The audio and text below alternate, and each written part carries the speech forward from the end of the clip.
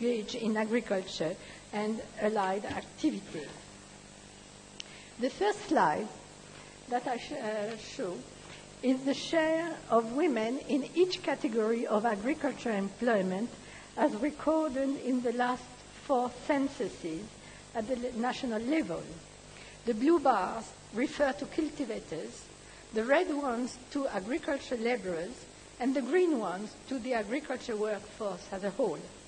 The share of women among agricultural laborers is higher than their share among cultivators, and in both categories, the share increased between 1981 and 2001 and decreased thereafter. But the increase has been sharper and the decrease smaller for female cultivators than for female agricultural laborers. Women entering into cultivation replaced male workers who left cultivation, but also made a net addition to the activity. And in 2011, women accounted for 37% of the agricultural workforce.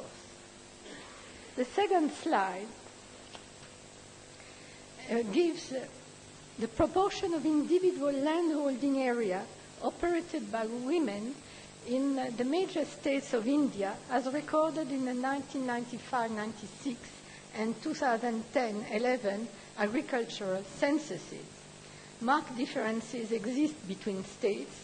In 1995-96, the women's share varied between 0.5% in Punjab and 17.9% in Kerala, and the national average was 7.7%. Between the 2 censuses, the proportion of area operated by women increased in all states except Kerala and West Bengal, and the national average rose to 10.9%. Andhra Pradesh and Bihar recorded the biggest increases.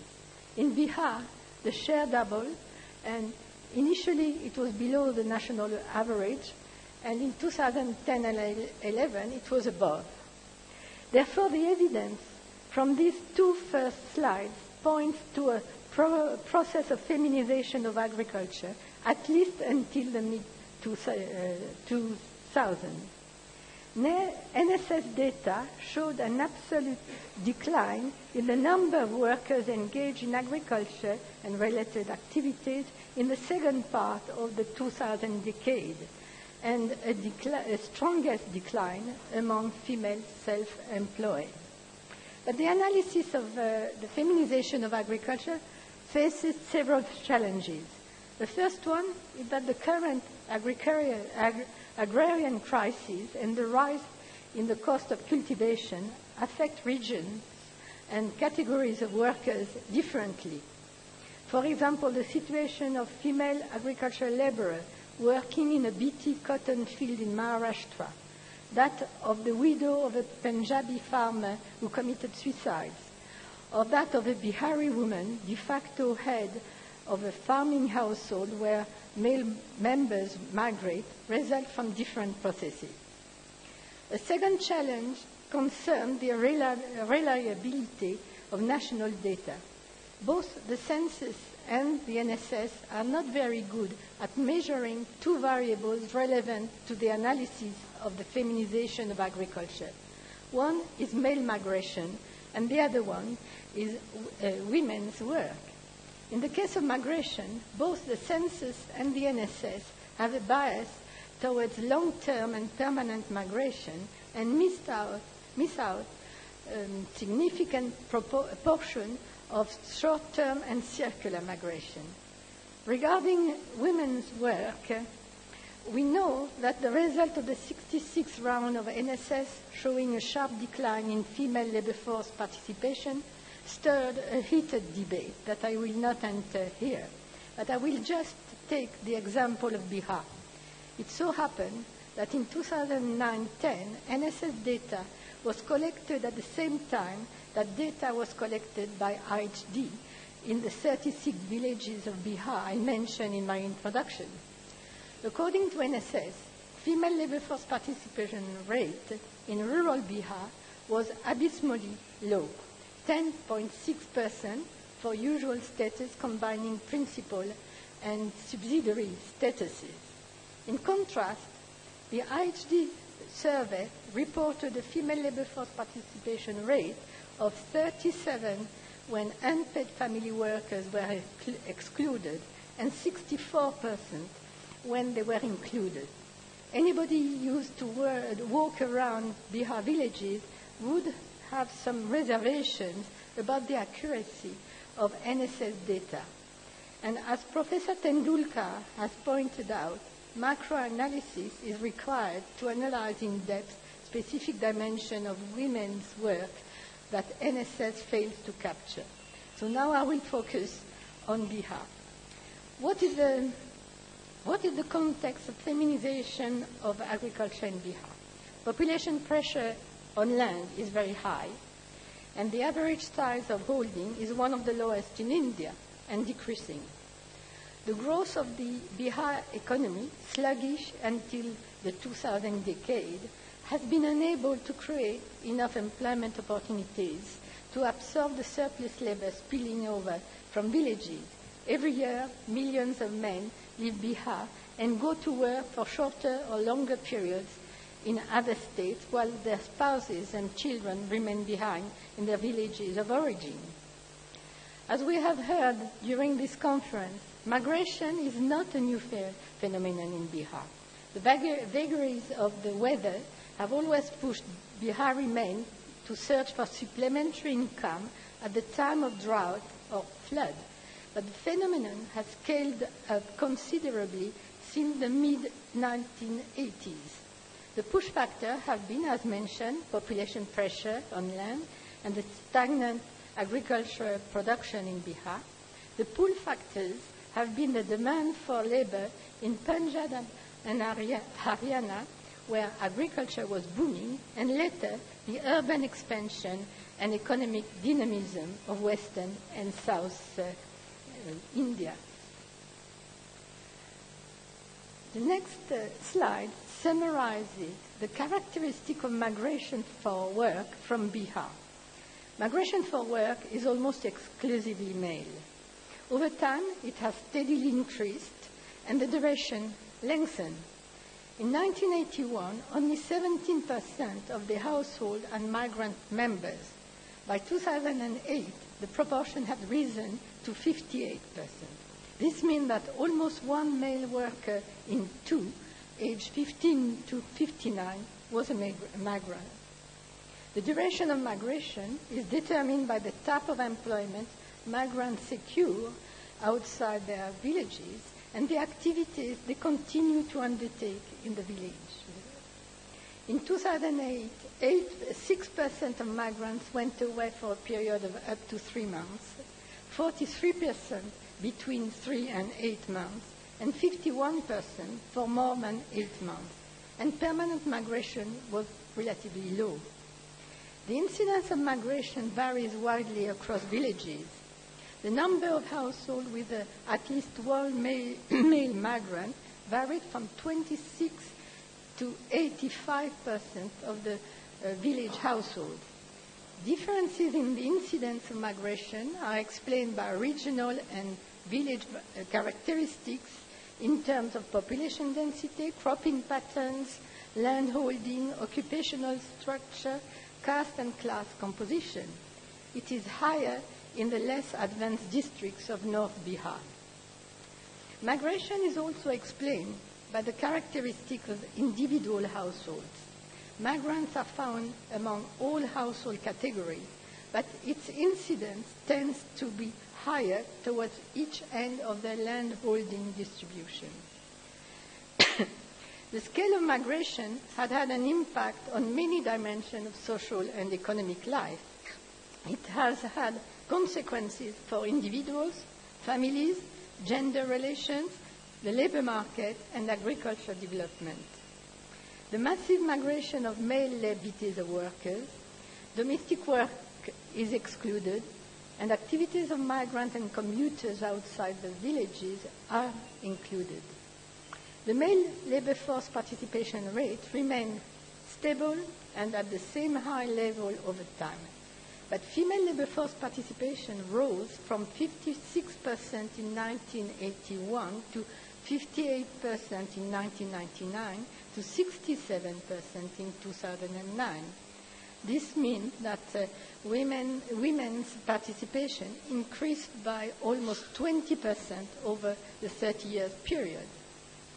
Through migration, men were able to diversify their activities, but women's activities remain rooted in agriculture and animal husbandry. What were the determinants of this increase in female labor force participation? Many factors interact. Some tended to increase participation, while others tended to decrease it.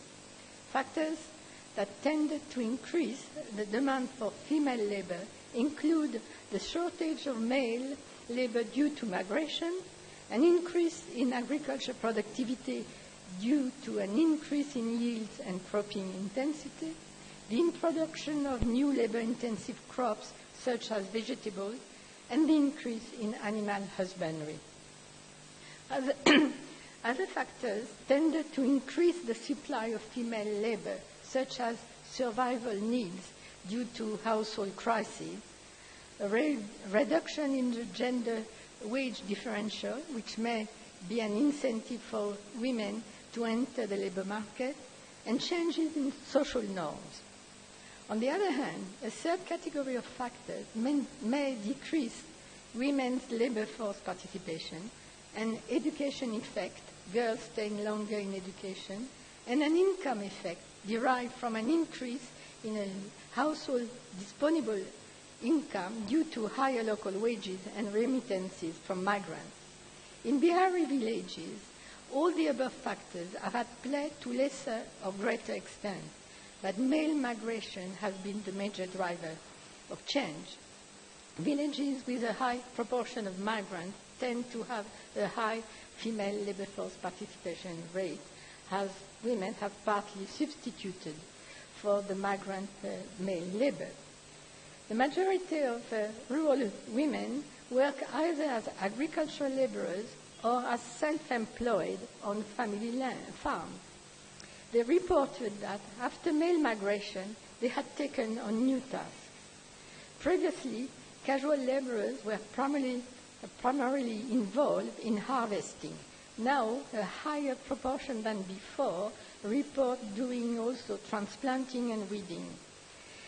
Women from landowning or sharecropping household also oversee cultivation and get involved in farm management. Also, Bihar has experienced a substantial increase in milk as animals, and now, across all castes and classes, women devote a good part of their time to animal husbandry, and in fact, women assume 70% of animal husbandry responsibilities. So as we may guess, the structure of rural workforce has changed over time, and it has evolved differently for men and women. The graphic on the screen presents the change in the employment status of men and women workers between 2000 and 2010, combining both primary and secondary activities. The most striking change in the structure of men's employment is the increase in the share of regular employment. The source of male regular employment is away from the villages and outside agriculture. An increase in regular male employment means that the migration period lengthens, and the consequence is for women from landowning households to take over more farming responsibility. The structure of women's employment showed a marked increase in self-employment.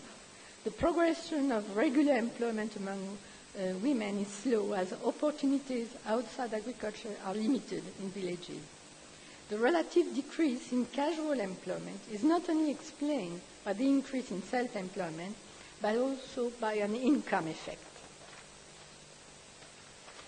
The next slide presents the female labor force participation rate by category of household. That is for the year 2009-10. Two graphs are presented side by side. Graph 1 on the left exclude unpaid family workers. Graph 2 on the right include them. And there are four categories of household from left to right: agricultural laboring household, not cultivating any land. The second category is agricultural laboring household cultivating. This means that there are marginal farmers who need to supplement their income with casual work. The third category is small and medium farmers, and the fourth, big farmers. A distinction is made between primary activities in blue and primary and second activities combined in red. The vast majority of rural women declare domestic work as their primary activity. Only 14% have an economic primary activity, but the proportion rises to 37% when secondary activities are taken into account. Graph 1 on the left shows clearly that female labor force participation decreases as land ownership increases. But when unpaid family workers are included, as on graph 2, female labor force participation increases in all categories of household, but more particularly in cultivating household. Although unpaid family workers altogether, unpaid family workers constitute 2/3 of female rural self-employment. I am skipping that one.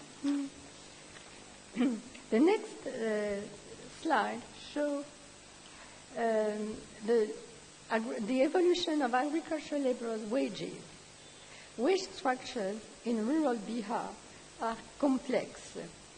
In the 1970s and 1980s, within a village, there were usually two dominant daily wages for casual agricultural laborers, one for men and one for women, alongside a harvest wage, which was a fixed share of the crop.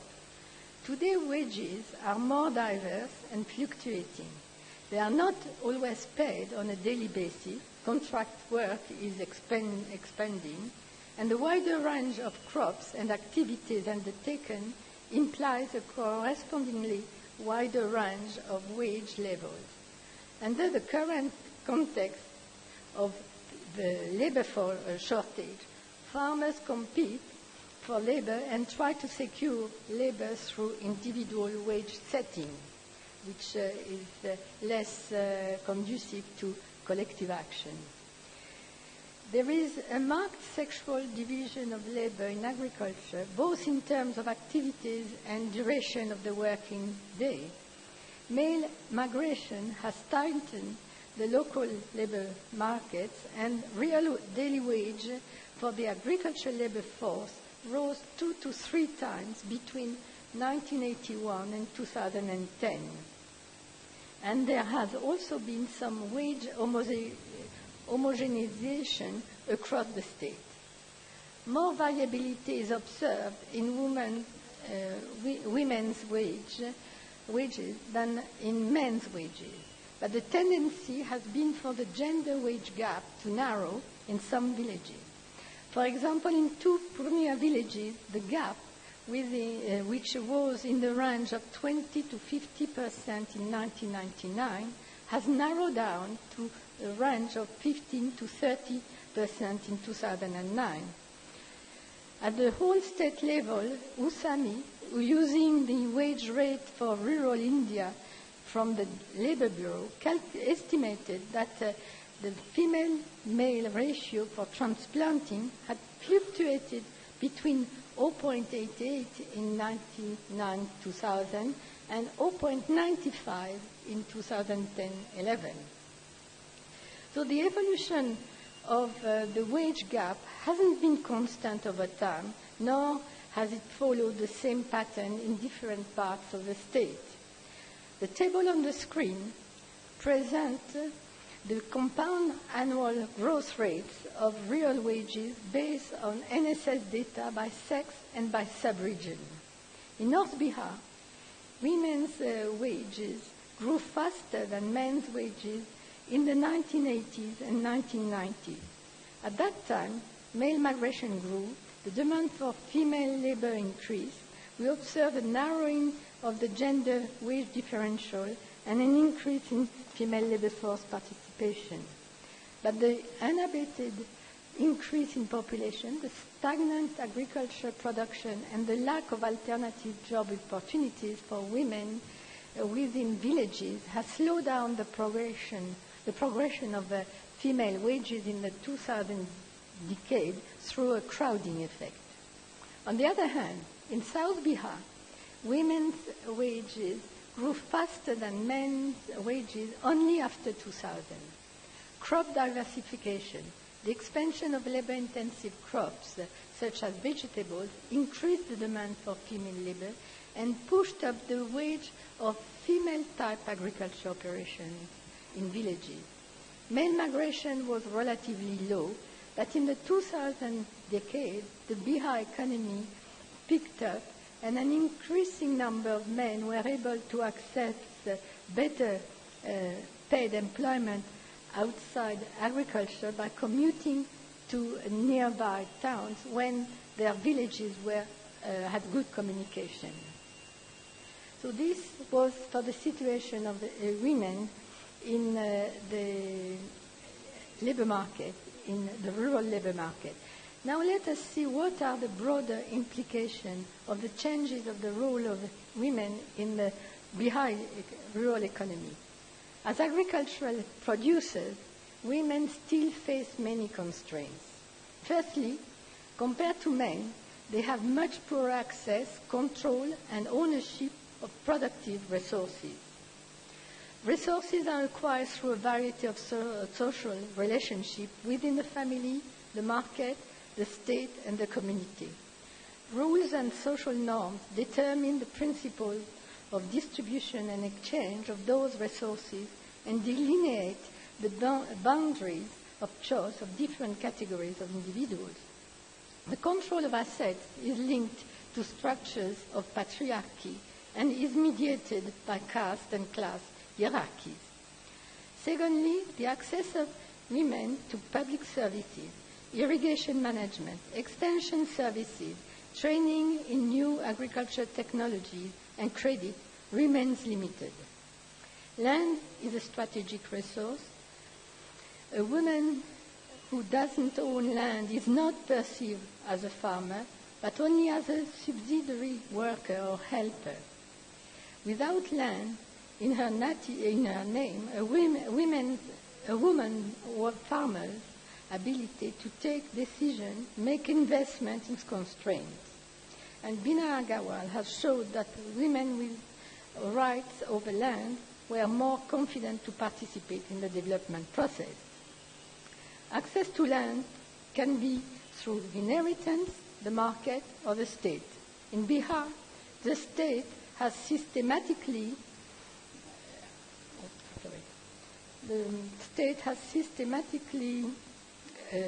excluded women from the land reform agenda, and there has been a lack of political will from among administrators to facilitate giving land to women.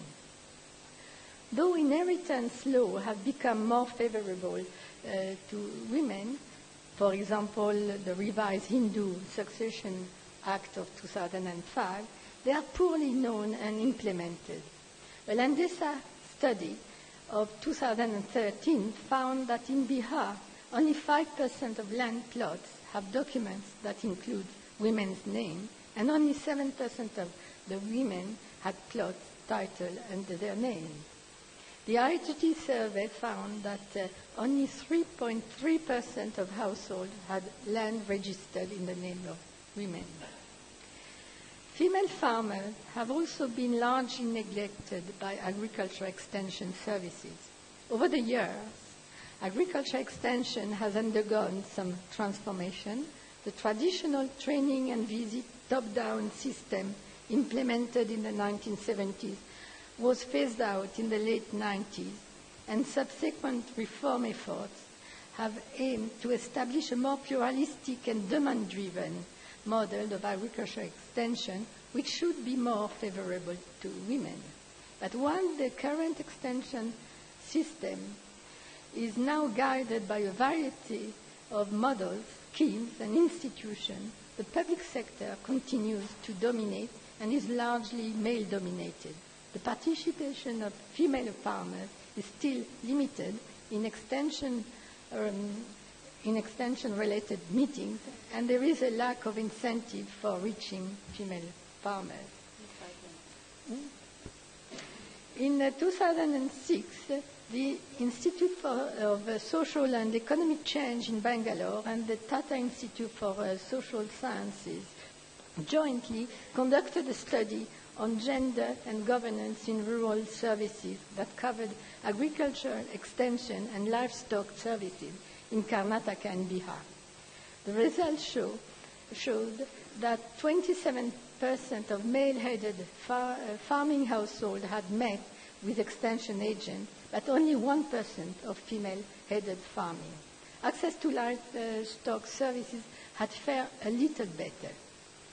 The study also showed that the leadership of the farmers and dairy cooperatives was not inclusive with regard to either gender or caste, and the capture of the extension services by better-off farming households disadvantaged female-headed households who tended to have few assets. So there is a need to redesign extension services to reach women farmers, and by increasing female attendance in agriculture institute and school, and also there is a need to redesign agriculture training curricula to include women's concerns. Let me now sum up. The last 30 years have witnessed a feminization of agriculture and allied activity in Bihar. The main driver has been the out-migration and commuting of men in search of more remunerative non-farm activities. Consequently, women's workload has increased both inside and outside their home, and the shortage of local male labor has led to an increase in female labor force participation. The role of women in agriculture has increased, both as laborers and farm managers. The highest increase has been registered among self-employed women from land-holding households, in particular from marginal and small land holding. Women's agricultural laborers have diversified their agricultural activity, but an income effect leads some to reduce their labor market participation. Real agriculture wages rose 2 to 3 times between 1981 and 2010, and the importance of migrant remittances has steadily increased. But the feminization of agriculture entails more than numbers. It also refers to changes in processes and social norms. Social changes have occurred faster in villages with high male migration. Women are more mobile, more visible, have a bigger say in household affairs. They made some gains in the labor market, but as farmers, they continue to face specific challenges. Their lesser control over productive resources and lesser access to services constrain the growth of agricultural investment, innovation, and productivity. Thank you.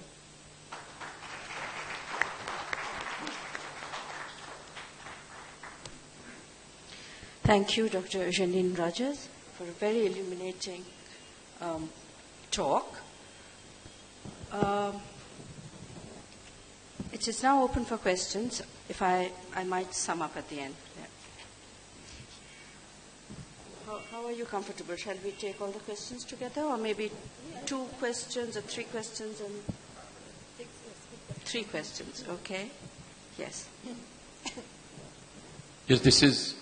Thank you, Janine. That was really informative and helpful for all of us, I'm sure. A while back, I was supervising a PhD about female participation in agriculture projects and so on in Nepal. one of the things that we found very strongly was that, of course, not all women are the same in terms of their status in the family, and that we found that there was quite distinct patterns between whether they were mothers, whether they were first daughters, whether they were brides who'd come into the family as daughters-in-law, and so on. So, and obviously that was more in the context of joint families rather than nucleated families. So the question really is, I'm just interested in, as it were, the disaggregation of the word woman in terms of the types of women by reference to their status in the family in terms of the types of participation in agriculture that you found. Okay. The gentleman there in red. Yes. So, yes. Please, can somebody get the mic to him? No, I'll come to you later, perhaps. Here. Please, can you raise your hand further? Yes. You've got the mic. Thank you. Land is for cultivation, Shani. Instead of replacing male labor by female labor, did you also collect information on land which has been taken out of cultivation? Okay, the third question in this lot, yes. Okay, very well captured scenario of the status as well as economic and social status of women, as you pointed out with the data and all. I'm wondering whether in the evolution of their status, the healthcare system of women, particularly marginalized women, marginalized laborers, also increased, because the experience is that male folk in the villages, they get the health care much easier by their own effort as well as by the family effort. But as far as the women are concerned, particularly the poorer ones, do they get the same share of the health care? Can you rephrase it in one fine. sentence, please? You're talking about healthcare. Healthcare. Do these women, poor women in the villages, who are gradually rising to become laborers or landholders, whatever, do they get the same type of healthcare to themselves by whatever effort compared to their male folk? As the men. Okay, so shall we just answer these now?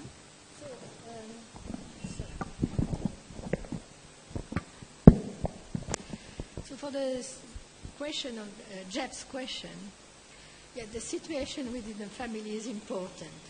And you know, Sonalde Desai work on showing that women in nuclear family, in extended family, have less autonomy, less decision-making power. But our survey has shown that over the year, remittances are important when they reach normally a specific member in the family. And when they reach the female, then that female status, if it's a spouse of the migrant, for example, that the status of this woman increase. And also we have noticed that there is a tendency to have more increasing proportion of nuclear family. So that, and we know, for example, in one of the South Bihar village we had, the head, it was a joint family.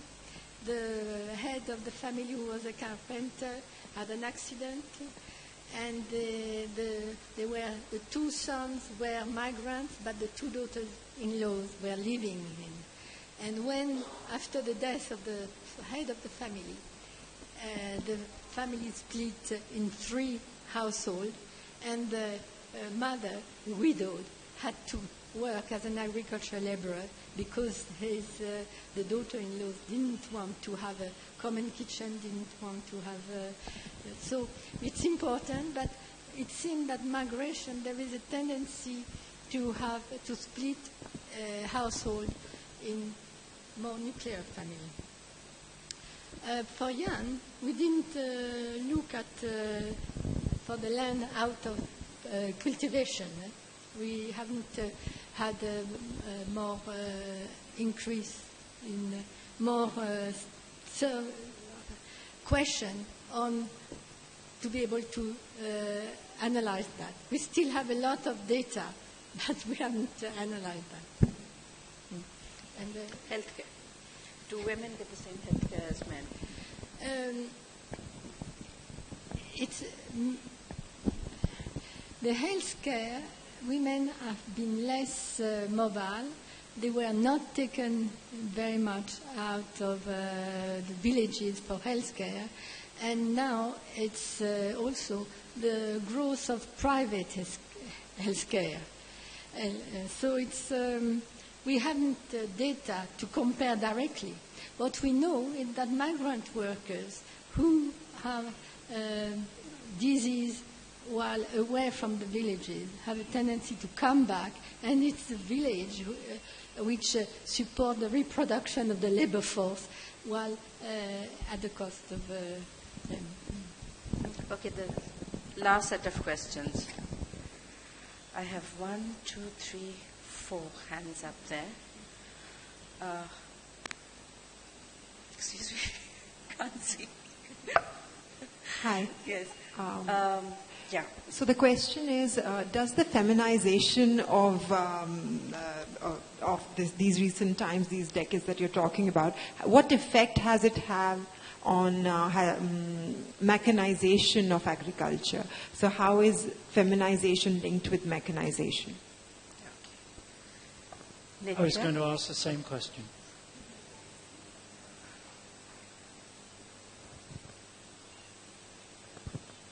Thank you. I just had a small question on the feminization of the labor. Do you have any idea of the total working hours per day? Has there been an increase in women's working hours per day? Total working hours. Total working hours. Because in terms of the unpaid care and domestic work that they are doing, when you add with agricultural work, is there an extension of their working day? Last question. Yes. Oh, there's another question there. Yeah, thank you for this excellent presentation. I had two questions. One, I think the first one is, what I wanted to know was, did you also observe any kind of externalities of this labor force participation, particularly linked to like the choice of how many kids you want to have, like basically the impact of labor force participation on family size? Does it have an impact on the family size? Is that the question? Yeah, okay. Yeah, correct. And what's the second question? And the second question was that you had sort of mentioned that much of this labor migration was a product of, like, of circumstance, that because of high rate of migration. Could you just, like, can you attribute, like, what proportion of the total migration was attributed towards what proportion of this rise in female migration can be attributed towards migration versus other factors? Other factors for migration, other than what? No. So I think if I understood the presentation correctly, it said that labor force participation has been rising over time, and this is a product of circumstances because men have been migrating out and therefore women are now substituting in. Right. Is that the case for what percentage of the households is this the case? Is that the case for, like, all of the households, or like half of them, or 1/4? So is migration the reason for the change in every case, or a certain proportion of? Yeah. Last question. Yes, thank you very much for a fascinating presentation. I just wanted to ask, and maybe it links on to an earlier question about the changes in the amount of domestic labour women are doing. Has there been any change in the amount of time spent in bringing water to the household,